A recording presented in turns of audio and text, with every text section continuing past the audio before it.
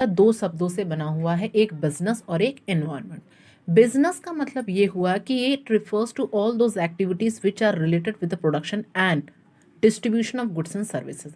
Business का मतलब, व्यवसाय का मतलब ही जानते हैं कि ये ऐसी एक्टिविटी है जो किससे रिलेटेड होती है, प्रोडक्शन से और डिस्ट्रीब्यूशन से, किसका, गुड्स एंड सर्विसेज का। एनवायरनमेंट में वे सारे फैक्टर्स आते हैं जो न किसी तरीके से अफेक्ट करते हैं सराउंडिंग में हो रहे काम पर। ठीक है, तो बिजनेस का मतलब ये एनवायरनमेंट हुआ। इन दोनों मीन्स बिजनेस एनवायरनमेंट का अगर हम एक शब्दों में समझें तो वे सारे फैक्टर्स जो बिजनेस के एनवायरनमेंट को अफेक्ट करते हैं, तो वे सारे किसके पार्ट हैं, बिजनेस एनवायरनमेंट के पार्ट हैं। तो ये मतलब होता है आपका किसका, बिजनेस एनवायरनमेंट का। मीन्स बिजनेस एनवायरनमेंट का मतलब हुआ सारे फैक्टर्स जो बिजनेस के एनवायरनमेंट को अफेक्ट करते हैं, वे सब किसके पार्ट होते हैं, बिजनेस एनवायरनमेंट के। अगर एग्जाम्पल की बात करें इंटरनल और एक्सटर्नल फैक्टर्स की। ठीक है, अब हम समझेंगे components of business environment. Business environment की मीनिंग को हमने समझ लिया, अब क्या क्या फैक्टर्स अफेक्ट करते हैं हमारे बिजनेस एनवायरनमेंट को, बहुत ज़्यादा इंपॉर्टेंट है। एक होता है इंटरनल, एक होता है एक्सटर्नल, एक आंतरिक एक बाह्य फैक्टर्स। ठीक है, इंटरनल फैक्टर्स वो फैक्टर्स होते हैं जो बिजनेस के कंट्रोल में होते हैं। ठीक है, किसके कंट्रोल में होते हैं, बिजनेस के कंट्रोल में होते हैं। इस पे बहुत सारे एमसीक्यू पूछे जाते हैं, कौन से ऐसे फैक्टर्स होते हैं जो बिजनेस के कंट्रोल में होते हैं, तो वो कौन से होते हैं, इंटरनल। एक्सटर्नल फैक्टर्स वे फैक्टर्स होते हैं जो बिजनेस के कंट्रोल में नहीं होते हैं। इंटरनल फैक्टर्स में जैसे क्या क्या चीज़ें आ जाएंगी हमारी, कल्चर, विजन, मिशन, ऑब्जेक्टिव, उद्देश्य जो है, मतलब जो बिजनेस से रिलेटेड उसके उद्देश्य क्या है, उसकी इमेज क्या है, उसकी ब्रांड क्या है, मैनेजमेंट का स्ट्रक्चर कैसा है, फिजिकल रिसोर्स क्या है, टेक्नोलॉजी, कंपनी की इमेज, ब्रांड इक्विटी, ये सारी चीज़ में हमारी किस में आ जाएंगे, इंटरनल फैक्टर्स में, मतलब जो फैक्टर्स बिजनेस के कंट्रोल में होते हैं। वहीं एक्सटर्नल फैक्टर्स में जो बिजनेस के कंट्रोल में नहीं होते। अब बिजनेस के कंट्रोल में इसको दो में डिवाइड किया गया, पहला होता है माइक्रो एनवायरनमेंट, दूसरा होता है मैक्रो एनवायरनमेंट। एग्जाम में इसमें से बहुत ज़्यादा क्वेश्चंस आते हैं, इसलिए बहुत ज़्यादा इंपॉर्टेंट टॉपिक है, आप इसको स्किप ना करें। देखिए, माइक्रो एनवायरनमेंट में जैसे suppliers, customers, market, intermediaries, competitors, public. Macro environment में जैसे आपकी जो इकोनॉमिक है, पॉलिटिकल है, टेक्नोलॉजिकल जो है, लीगल है, नेचुरल, फाइनेंशियल, ये सारी चीज़ें हमारी किस में आएंगी, मैक्रो एनवायरनमेंट में। तो एग्जाम में ऐसे पूछ सकता है कि अगर हम मार्केट इंटरमीडियरीज की बात करें तो वो किस फैक्टर्स में आएंगी, पहली चीज़ एक्सटर्नल फैक्टर्स में और दूसरी चीज़ किस में, माइक्रो एनवायरनमेंट में बात करेंगे। ठीक है, तो ये आपको समझ में आया होगा कि कितने कंपोनेंट्स होते हैं हमारे बिजनेस एनवायरनमेंट के। दो कंपोनेंट्स होते हैं, एक इंटरनल होते हैं और एक एक्सटर्नल होते हैं। इंटरनल जो बिजनेस के कंट्रोल में होते हैं, एक्सटर्नल जो बिजनेस के कंट्रोल में नहीं होते हैं। एक्सटर्नल फैक्टर्स की बात करें तो एक उसमें होते हैं माइक्रो एनवायरनमेंट और दूसरा होता है मैक्रो एनवायरनमेंट। माइक्रो में हम उस चीज़ की बात करेंगे जो कि जैसे कि सप्लायर्स हो गए, मार्केट हो, इंटरमीडियरीज हो गए, कस्टमर्स हो गए, कॉम्पिटिटर्स हो गए, पब्लिक हो गए। मैक्रो एनवायरनमेंट में जो कि इकोनॉमिक, पॉलिटिकल, टेक्नोलॉजिकल, लीगल, ठीक, और इंटरनल फैक्टर्स में मीन्स मैनेजमेंट का स्ट्रक्चर कैसा है, कल्चर कैसा है, उद्देश्य कैसा है, फिजिकल रिसोर्सेज क्या हैं। ठीक है, ये सारी चीज़ें उसमें आ जाएंगी। नेक्स्ट अगर हम बात करें इकोनॉमिक सिस्टम, बहुत ज़्यादा इंपॉर्टेंट है। देखिए, इकोनॉमिक सिस्टम जो है वो आपकी तीन तरह की होती है, एक होती है कैपिटलिज्म, एक होती है सोशलिज्म, एक होती है मिक्स्ड इकोनॉमी। मतलब पूंजीवादी, कैपिटलिस्ट को बोलेंगे पूंजीवादी, सोशलिज्म को बोलेंगे समाजवादी और मिक्स्ड इकोनॉमी को बोलते हैं मिश्रित इकोनॉमी। अब देखिए, कैपिटलिस्ट में कौन कौन सी आती हैं। अगर फैक्टर्स ऑफ प्रोडक्शन गवर्नमेंट के नहीं प्राइवेट के कंट्रोल में होते हैं तो उसे हम क्या बोलेंगे, कैपिटलिस्ट। मतलब कैपिटलिस्ट मीन्स पूंजीवादी, मीन्स यहाँ पर है गवर्नमेंट का क्या होता है, कोई नहीं होता है। ठीक है, यहाँ पर किसका कंट्रोल होता है, मीन्स अगर फैक्टर्स ऑफ प्रोडक्शन गवर्नमेंट के नहीं बल्कि क्या हो, प्राइवेट के कंट्रोल में होते हैं तो उसे हम क्या बोलेंगे, पूंजीवादी इकोनॉमी। दूसरा सोशलिज्म मीन्स समाजवादी इकोनॉमी। अगर फैक्टर्स ऑफ प्रोडक्शन गवर्नमेंट के कंट्रोल में हो तो सोशलिज्म कहते हैं। ठीक है, मीन्स गवर्नमेंट की बात करें, समाजवादी शब्द से ही लग रहा है सोशलिस्ट, तो जब कहाँ पर किसका कंट्रोल होगा, सरकार का, गवर्नमेंट का कंट्रोल होगा तो उसे हम सोशलिज्म कहेंगे। लास्ट होता है मिक्स्ड इकोनॉमी। मिक्स्ड इकोनॉमी जो है, अगर फैक्टर्स ऑफ प्रोडक्शन, क्या बोला, अगर फैक्टर्स ऑफ प्रोडक्शन कुछ गवर्नमेंट के कंट्रोल में होते हैं और कुछ प्राइवेट के कंट्रोल में होते हैं, तो वो कौन सी इकोनॉमी है, मिक्स्ड इकोनॉमी। और हमारी इकोनॉमी कैसी है, मिक्स्ड इकोनॉमी है, जहाँ पर क्या गवर्नमेंट का भी, सरकार का भी कंट्रोल है और प्राइवेट का भी कंट्रोल होता है, तो वो कौन सी इकोनॉमी होती है, मिक्स्ड इकोनॉमी। इसमें से क्वेश्चन आपके बहुत ज़्यादा आते हैं। तो सोशलिज्म में हम किसकी बात करेंगे? जिसमें गवर्नमेंट का कंट्रोल हो, जिसमें गवर्नमेंट का सारी चीज़ें हों, और जहाँ पर गवर्नमेंट ना होकर प्राइवेट का कंट्रोल हो, वो कौन सी होती हैं? कैपिटलिस्ट इकोनॉमी, जिसे हम बोलते हैं पूंजीवादी। तो आई होप यू आपको ये समझ में आया होगा कितने तरह के इकोनॉमिक सिस्टम होते हैं, कैपिटलिस्ट, सोशलिस्ट और मिक्स्ड इकोनॉमी, मीन्स पूंजीवादी, समाजवादी, मिश्रित। अब इसमें कोई कंफ्यूजन आपको नहीं होगा। अब हम देखेंगे इकोनॉमिक सिस्टम की, मैंने तीनों बता दी कौन कौन से सिस्टम कैसी होती हैं। अब इकोनॉमिक सिस्टम में पहला होता है पूंजीवादी। पूंजीवादी के हम फीचर्स को देखेंगे, उसके मेरिट्स को देखेंगे और उसके डिसएडवांटेज को देखेंगे, ठीक है। वन बाई लाइन थोड़ा थोड़ा सब में समझते चलेंगे। ये जो है हिंदी इंग्लिश दोनों में है, तो कोई दिक्कत की बात नहीं है। देखिए, कैपिटलिज्म की बात कर रहा था, वहाँ पर किसका ऑनरशिप था? प्राइवेट का, मैंने बताया। जब प्राइवेट का ऑनरशिप है तो वो क्या है? निजी स्वामित्व। मीन्स इसकी एक विशेषता सबसे पहले है कि वो क्या है? प्राइवेट ऑनरशिप है। दूसरा, वहाँ पर जो इंटरप्राइजेज में फ्री इंटरप्राइजेज मीन्स मुक्त उद्यम। तीसरा, इसकी विशेषता है कि कंज्यूमर सोवर्टी मीन्स उपभोक्ता को संभुकता। वहाँ पर क्या है? प्राइवेट एंटरप्राइजेस, प्राइवेट ऑनरशिप है, तो वहाँ पर ऑब्वियसली बात है प्रतियोगिता, कंपटीशन रहेगा। वहाँ पर जो प्राइस मैकेनिज्म रहेगा, जो मूल तंत्र रहेगा, ठीक है। प्रॉफिट कम्युनिटी रहेगा, ज़्यादा से ज़्यादा प्रॉफिट हो, लाभ का उद्देश्य होगा। 7th फीचर है कि labour as a community means श्रम एक वस्तु के रूप में। 8वां है इसका फीचर की absence of central plan means केंद्रीय योजना का अभाव रहता है। और लास्ट है लिमिटेड रोल ऑफ गवर्नमेंट। यहाँ पर क्या है? जब ये कि प्राइवेट ऑनरशिप है तो यहाँ सरकार की जो सीमित है वो लिमिटेड स्कोप रहता है, लिमिटेड भूमिका रहती है, ठीक है। तो कैपिटलिज्म में क्या है? जहाँ पर जो डोमिनेशन कौन क्रिएट करेगा? प्राइवेट सेक्टर्स क्या है? क्रिएट करेंगे, ठीक है। मीन्स, और यहाँ पर है प्राइस मैकेनिज्म। प्राइस मैकेनिज्म का मतलब हुआ जब प्राइस ऑफ गुड्स किस पे बेस्ड हैं? डिमांड और सप्लाई पे बोलते हैं, तो उसे हम क्या बोलते हैं? Price mechanism. तो कैपिटलिज्म में किसका रहेगा? आपका पूरा प्राइवेट ऑनरशिप रहता है। यहाँ पर प्रॉफिट मेकिंग मीन्स लाभ उद्देश्य कमाना सबसे बड़ा एम रहता है। प्राइस मैकेनिज्म रहती है, ठीक है। और ये क्या होता है? लेजर फेयर भी हम इसे कहते हैं। अब हम इसके डिसएडवांटेज की बात करें तो इसमें पहला मेरिट्स बता रहा है एडवांटेज में कि rich variety of goods and services means माल और सेवाओं की समृद्ध विविधता। मतलब गुड्स और सर्विसेज की जो वैरायटी रहती है वो ज़्यादातर रिच वैरायटी में रहती है। दूसरा, अगर एडवांटेज की बात करें, proper use of resources means जो भी संसाधन रहते हैं उसका हम क्या करते हैं? उचित उपयोग करते हैं, ठीक है। तीसरा एडवांटेज कह रहा है कि इंड्यूसमेंट टू वर्क मीन्स काम करने के लिए प्राइवेट ऑनरशिप में यहाँ पर लोगों को मोटिवेट और प्रेरित किया जाता है, ये भी एक इसका एक एडवांटेज है। चौथा है कि इफिशिएंट प्रोडक्ट्स, जो भी आपके प्रोडक्ट्स हैं वो क्या है? कुशल उत्पाद, ठीक। पांचवा है इंक्रीज इन स्टैंडर्ड लिविंग, इनकी जो रहने की जो स्टैंडर्ड ऑफ लिविंग है उसमें क्या है? इंक्रीज। छठवां है ग्रोथ ऑफ एंटरप्रेन्योरशिप, उद्यमिता का विकास। 7th है इकोनॉमिक फ्रीडम मीन्स यहाँ पर क्या है? प्राइवेट ऑनरशिप है, यहाँ पर क्या है? स्वतंत्रता है, आपको इकोनॉमिक फ्रीडम है कि यहाँ पर, ठीक है।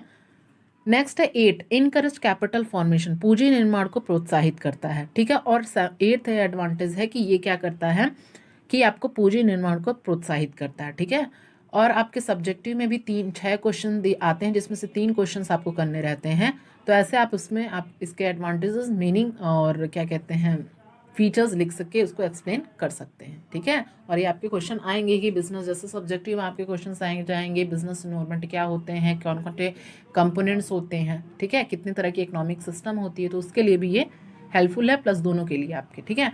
नेक्स्ट अगर हम बात करें डीमेरिट्स डिसएडवांटेज की बात करें तो पहला कह रहा है unequal distribution of wealth means धन का असमान वितरण। इसमें एक डीमेरिट्स कमियां बताई गई हैं कि जो कि कैपिटलिस्ट इकोनॉमी में, पूंजीवादी में, यहाँ पे प्राइवेट ओनरशिप रहती है बल्कि और क्या लाभ उद्देश्य कमाना रहता है। अनइक्वल डिस्ट्रीब्यूशन मीन्स जो वेल्थ होता है धन का असमान वितरण एक इसका डीमेरिट है। दूसरा क्लास स्ट्रगल मीन्स वर्ग संघर्ष। तीसरा है एक्सप्लॉयटेशन ऑफ लेबर मीन्स श्रम का शोषण, ये भी क्या है? डिसएडवांटेज है। नेक्स्ट है बिजनेस फ्लक्चुएशन अनएम्प्लॉयमेंट, व्यापार में उतार चढ़ाव, बेरोजगारी। तो देखिए भाई यहाँ पर एक प्राइवेट ओनरशिप है, लाभ उद्देश्य कमाना है, यहाँ पर क्या है? फ्लक्चुएशंस जो है उतार चढ़ाव लगे रहते हैं, ठीक है। नेक्स्ट है disregard of public welfare. Next है वेस्टफुल कॉम्पिटिशन, ठीक है। लैक ऑफ कोऑर्डिनेशन, समन्वय का अभाव रहता है। इन्फ्लेशन, मुद्रास्फीति, कंज्यूमर की सोबरिटी क्या होती है, माइट होती है। तो ये सारे इसके क्या थे, एडवांटेजेस थे। नेक्स्ट हमारा टॉपिक है सोशलिज्म। ठीक है, कौन सा टॉपिक है, सोशलिज्म। अब देखिए कैपिटलिस्ट के मैंने फीचर्स देख लिए हैं, मेरिट्स देख लिए हैं, एडवांटेज देख लिए। अब हम क्या देखेंगे, सोशलिस्ट, जिससे हम बोलते हैं समाजवादी। समाजवादी क्या होता है, पब्लिक वेलफेयर मीन समाज कल्याण इसका मेन एम होता है, और यहाँ पर गवर्नमेंट की ऑनरशिप रहती है, यहाँ पर ये सारी चीज़ें होती हैं। तो पहली फीचर्स में अगर हम विशेषताएं देखें, फिर डीमेरिट्स देखेंगे, फिर मेरिट्स को देखेंगे। पहला फीचर कह रहा है गवर्नमेंट ऑनरशिप। मैंने जस्ट बताया कि समाजवादी वो आती जहाँ पर जिसका कंट्रोल किसका रहता है, सरकार का रहता है, गवर्नमेंट का रहता है। तो सबसे पहले ऑनरशिप किसकी रहती है, गवर्नमेंट ऑनरशिप मीन्स सरकार का स्वामित्व। दूसरा है सोशल वेलफेयर मीन्स समाज कल्याण करना, इसका मेन पर्पज रहता है, मेन उद्देश्य रहता है। तीसरा है इकोनॉमिक प्लानिंग मीन्स आर्थिक योजना। नेक्स्ट है लैक ऑफ कंपटीशन, प्रतियोगिताओं की कमी रहती है। नेक्स्ट है fixation of wages and prices means मजदूरी और कीमतों का निर्धारण होता है। Abolition of exploitation of labour means श्रम के शोषण का उन्मूलन, एबॉलिशन किया जाता है। लिमिटेड प्राइवेट सेक्टर्स रहते हैं, सीमित निजी क्षेत्र रहते हैं, क्योंकि यहाँ पर ऑनरशिप किसका है, सरकार का है। तो यहाँ पर हमें प्राइवेट सेक्टर मीन्स को लिमिट क्षेत्र में देखने को मिलता है। दूसरी बात करें अगर हम मेरिट से एडवांटेजेस की, यहाँ पर कोई साइक्लिक फ्लक्चुएशंस नहीं रहता है। मीन्स इसकी एक कमियाँ ये बताई गई, ये मतलब ये इसकी मेरिट्स हैं, यहाँ पे कोई फ्लक्चुएशन, कोई उतार चढ़ाव, साइक्लिक फ्लक्चुएशंस नहीं रहते हैं। दूसरा है नो वेस्ट एडवर्टाइजमेंट, कोई अपशिष्ट प्रबंधन नहीं। नेक्स्ट है रैपिड और बैलेंस्ड इकोनॉमिक डेवलपमेंट होता है, मतलब तेजी से क्या होता है, इसके इकोनॉमिक डेवलपमेंट क्या होता है, रैपिड, तेजी से बढ़ते हैं और क्या करते हैं, आर्थिक विकास होता है। नेक्स्ट है better solution to basic problems means जो आपके प्रॉब्लम्स हैं उसके लिए बेटर सॉल्यूशंस प्रोवाइड किए जाते हैं, मीन्स बुनियादी समस्या का बेहतर समाधान किया जाता है। नेक्स्ट है इक्विटेबल डिस्ट्रीब्यूशन ऑफ इनकम, आय का क्या होता है, न्यायसंगत वितरण होता है, मीन्स इस इनकम को क्या है, इक्वली डिस्ट्रीब्यूट किया जाता है। नेक्स्ट अगर हम बात करें इसकी डीमेरिट्स या डिसएडवांटेज की, पहला क्या होता है, लैक ऑफ फ्रीडम। यहाँ पर क्या होती है, फ्रीडम की कमी नहीं होती क्योंकि यहाँ पर सरकार का कंट्रोल रहता है। दूसरा लेस इनिशिएटिव, कम पहल होती है यहाँ पर। No proper basis of cost calculation means जो लागत गणना का कोई उचित क्या होता, बेस नहीं होता है। नेक्स्ट है एंड ऑफ कंज्यूमर सोवरेनिटी, यहाँ पर कंज्यूमर सोवरेनिटी को क्या किया जाता है, खत्म कर दिया जाता है, इसकी एक कमी है। वेल ऑफ सिक्रेसी, गोपनीयता का मुहूर्त। ठीक है, तो ये आपके फीचर्स थे, ये आपके मेरिट्स थे और डिमेरिट्स थे। नेक्स्ट कौन सी इकॉनमी बची हमारी, दैट इज मिक्स्ड इकॉनमी। अब मिक्स्ड इकॉनमी बची है तो मिक्स्ड इकॉनमी को देख लेते हैं। मिक्स्ड इकॉनमी हमने बताया जो कि गवर्नमेंट के कंट्रोल में भी ये रहता है और प्राइवेट सेक्टर मीन्स मिश्रित। तो हमारी इकॉनमी कैसी है, मिक्स्ड इकॉनमी है। तो मिश्रित इकॉनमी में यहाँ पर क्या होता है कि यहाँ नेहरूवियन इकॉनमी भी बोलते हैं, जिसमें कि क्या होता है, यहाँ पर बेसिकली क्या होता है, कोई भी डोमिनेशन नहीं होता है। यहाँ प्राइवेट और पब्लिक सेक्टर दोनों मिलकर क्या करते हैं, काम करते हैं। पहला मेरिट देखते हैं, इकोनॉमिक इक्वलिटी मीन्स आर्थिक समानता। दूसरा इसका फीचर कह रहा है, मेरिट्स कह रहा है कि freedom from exploitation. Exploitation means शोषण से क्या रहता है, यहाँ freedom means freedom from exploitation. तीसरा एडवांटेजेस है एडवांटेजेस ऑफ प्लानिंग मीन्स योजना का लाभ। चौथा एफिशिएंट एलोकेशन ऑफ रिसोर्सेज, जो आपके पास संसाधन है उसको एफिशिएंटली मीन्स एलोकेट करना। ठीक है, संसाधनों का कुशल आवंटन। पांचवा इसका मेरिट कह रहा है economic freedom and capital formation means आर्थिक स्वतंत्रता और क्या करना, पूंजी निर्माण। नेक्स्ट अगर हम इसकी फीचर्स की बात करें तो मिक्स्ड इकोनॉमी में जैसे बताया को existence of public and private sector, यहाँ पर किसका स्वामित्व होगा, सरकार का भी और प्राइवेट का भी मीन्स सार्वजनिक और निजी क्षेत्रों का। ठीक है, दोनों लोग मिलकर काम करते हैं। क्लासिफिकेशन ऑफ इंडस्ट्रीज, उद्योगों का वर्गीकरण। तीसरा फीचर कह रहा है कि प्राइवेट प्रॉपर्टी और इकोनॉमिक इक्वलिटी रहती है मीन्स निजी संपत्ति और आर्थिक समानता रहती है। प्रॉफिट मोटिव और समाज कल्याण मीन्स जो आपने कैपिटलिज्म में पढ़ा और जो सोशलिज्म, दोनों को मिलाकर अगर हम दोनों के फीचर्स को देखें तो वो सारी चीज़ें इसमें आ जाएंगी। यहाँ पर क्या रहता है, प्रॉफिट, लाभ भी कमाना रहता है और समाज कल्याण, दोनों उद्देश्य रहते हैं। इकोनॉमिक प्लानिंग, आर्थिक योजना। नेक्स्ट देखें डीमेरिट्स की अगर हम बात करें तो देखिए डीमेरिट्स या डिसएडवांटेजेस में बात करेंगे तो पहला क्या होता है कि इसका एक कमी है कि दैट इज करप्शन। दूसरा है वेस्टेज मीन्स बर्बादी। तीसरा है लैक ऑफ इफिशियंसी, दक्षता की कमी। चौथा इसका एक कमी है कि poor implementation of planning means योजना के खराब कार्यान्वयन। और पांचवा है अनसर्टेनिटी मीन्स अनिश्चितता, ये इसके फीचर्स मीन्स इसके कमियां थे। ठीक है, तो तीनों इकोनॉमी को अच्छे से एक्सप्लेन किया, प्लस उसकी मेरिट्स, डीमेरिट्स और डिसएडवांटेज को भी एक्सप्लेन किया, जो आपके सब्जेक्टिव पेपर में भी पूछे जाएंगे और ऑब्जेक्टिव में भी। अब देखते हैं हम next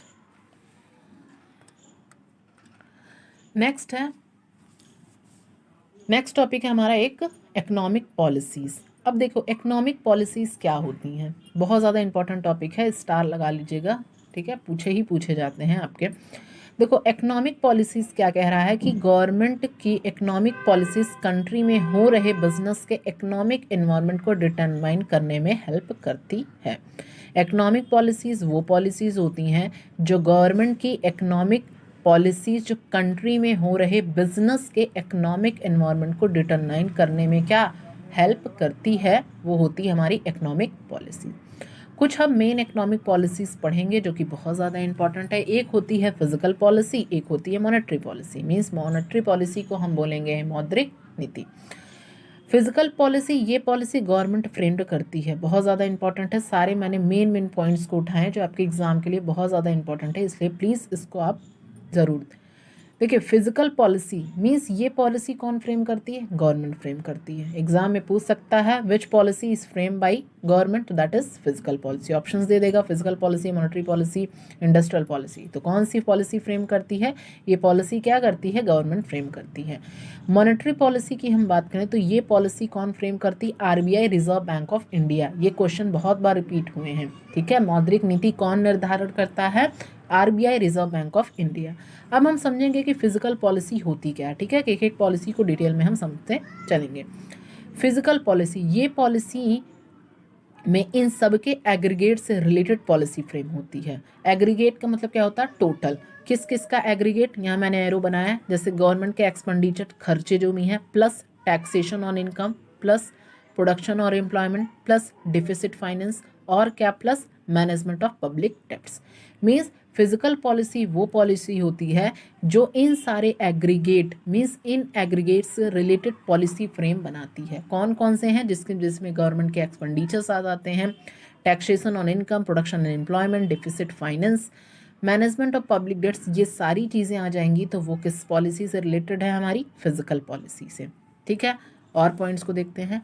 it may be termed as budgetary policy, star लगा लीजिएगा कि एग्जाम में पूछे जाते हैं कि बजटरी पॉलिसी को किस और नाम से भी जानते हैं, फिजिकल पॉलिसी, और फिजिकल पॉलिसी को किस और नाम से जानते हैं, तो बजटरी पॉलिसी के नाम से जानते हैं।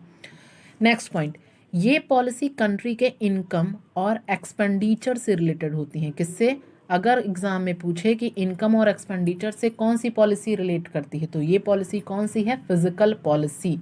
ठीक है, स्टार मैंने अंडरलाइन किया है, देखिए ये पॉलिसी कंट्री के इनकम और एक्सपेंडिचर से रिलेटेड होती है। इस पॉलिसी को गवर्नमेंट फ्रेम करती है, तो ये सबसे इंपॉर्टेंट पॉइंट है जो कि मैंने स्टार्टिंग में ही बताया है। नेक्स्ट देखते हैं,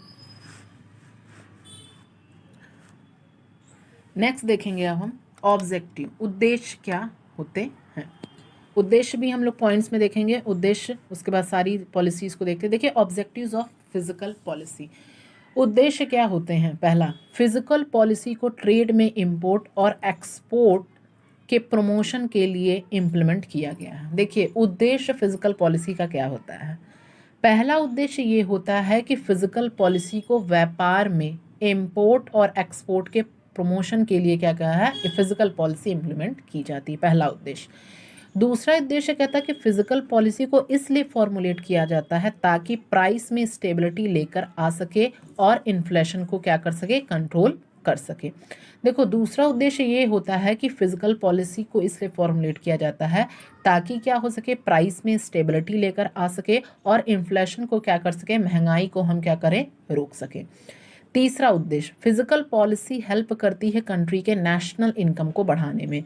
तीसरा उद्देश्य ये भी है, एग्जाम में आपके सारे क्वेश्चंस पूछे जा चुके हैं और बहुत ज़्यादा इंपॉर्टेंट है। देखिए फिजिकल पॉलिसी किस में हेल्प करती है, कंट्री की राष्ट्रीय आय को बढ़ाने में हेल्प करती है, नेशनल इनकम को। अब नेशनल इनकम क्या होता है उस पर भी मेरी डिटेल वीडियो, आप उसे जाकर देख सकते हैं।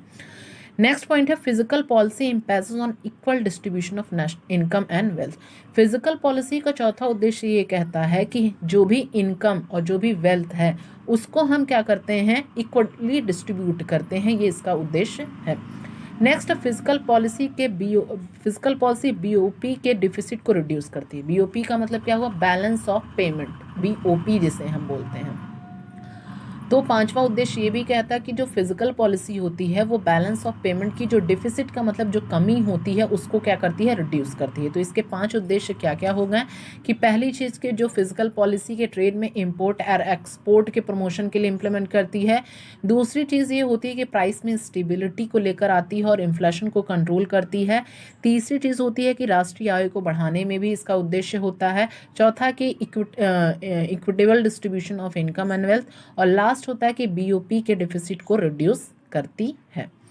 नेक्स्ट पॉलिसी, तो मैंने फिजिकल पॉलिसी के बारे में पूरा बता दिया कि इसको किस पूरा डिटेल में और उसके उद्देश्य को भी। नेक्स्ट पॉलिसी को हम डिस्कस करेंगे मॉनेटरी पॉलिसी, जिसे हम बोलते हैं मौद्रिक नीति।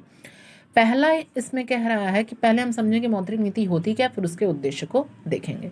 देखिए मॉनेटरी पॉलिसी जिसे हम बोलते हैं मौद्रिक नीति, ये पॉलिसी कंट्री के मनी सप्लाई और बैंक क्रेडिट के रिगार्डिंग फ्रेम करती है। क्या पूछा गया है, क्या बताया गया है कि मौद्रिक नीति क्या होती है, पॉलिसी कंट्री के मनी सप्लाई आप लोगों ने पढ़ा होगा, और बैंक क्रेडिट के रिगार्डिंग क्या है, फ्रेम की जाती है। ये पॉलिसी इकोनॉमी के सेविंग्स, इन्वेस्टमेंट और कंज्यूमर एक्सपेंडिचर को इन्फ्लुएंस करती है। किसमें, जिसमें बात करेंगे सेविंग, इन्वेस्टमेंट और कंज्यूमर एक्सपेंडिचर, तीनों की बात की जाती है। इस पॉलिसी को कौन फॉर्मुलेट करता है या अनाउंस करता है, सेंट्रल बैंक। ठीक है, बहुत ज़्यादा इंपॉर्टेंट पॉइंट है। तो मॉनेटरी पॉलिसी को कौन फ्रेम करता है और कौन फॉर्मुलेट करता है, सेंट्रल बैंक, केंद्रीय बैंक। नेक्स्ट है changes in monetary policy can made at any time during the year. देखिए मौद्रिक नीतियां में जो चेंज हुई साल के किसी भी टाइम क्या होती हैं, हम उसको चेंजेस कर सकते हैं। ठीक है, तो ये आपकी मौद्रिक नीति के बारे में कुछ इंपॉर्टेंट पॉइंट्स थे। नेक्स्ट बात करें अब इसके उद्देश्य की। नेक्स्ट उद्देश्य अगर हम देखें ऑब्जेक्ट ऑफ मॉनेटरी पॉलिसी की, पहला उद्देश्य क्या कहता है, ये इकोनॉमी की ग्रोथ को एसिलेट करती है ताकि नेशनल इनकम को रेज कर सके। मौद्रिक नीति का पहला होता है उद्देश्य क्या रहता है कि ये इकोनॉमी के जो ग्रोथ है उसको क्या कर सके, एसिलेट कर सके, ताकि राष्ट्रीय आय को क्या कर सके, उसको बढ़ा सके। दूसरा, ये पॉलिसी एक्सचेंज रेट में स्टेबिलिटी लेकर आती है। पॉलिसी एक्सचेंज रेट भी मैंने बताया हुआ, एक्सचेंज रेट पे पूरा एक वीडियो अपलोड है, उसे आप देख सकते हैं। तो ये पॉलिसी, दूसरा उद्देश्य होता है कि पॉलिसी एक्सचेंज रेट में स्टेबिलिटी लेकर आती है। तीसरा, ये पॉलिसी स्किल पेमेंट सिस्टम को प्रमोट करती है। किसको, स्किल पेमेंट सिस्टम को क्या करती है, प्रमोट करती है। चौथा उद्देश्य है इस पॉलिसी का इन्फ्लुएंस इकोनॉमी के अनएम्प्लॉयमेंट लेवल पर भी पड़ता है और ये पॉलिसी इन्फ्लेशन को भी कंट्रोल करती है। तो ये इसके 5 आपके उद्देश्य थे। ये क्या करती है, इकोनॉमी की ग्रोथ को एक्सेलरेट करती है ताकि नेशनल इनकम को रेज कर सके। ये पॉलिसी क्या होती है, एक्सचेंज रेट में स्टेबिलिटी लेकर आती है, स्किल पेमेंट सिस्टम को भी प्रमोट करती है, पॉलिसी को इन्फ्लुएंस करके एम्प्लॉयमेंट जो आपका है उस पर भी पड़ता है और इन्फ्लेशन को भी कंट्रोल करता है। ठीक है, तो आई होप आप देखिए ये सारी चीज़ें मैंने थोड़ी थोड़ी बताई हुई हैं, तो जो आपके एग्जाम के लिए बहुत ज़्यादा इंपॉर्टेंट है लास्ट टाइम रिवीजन के लिए, तो आप इसे एज अ रिवीजन के तौर पे सारी टॉपिक्स एक वीडियो में आपकी कवर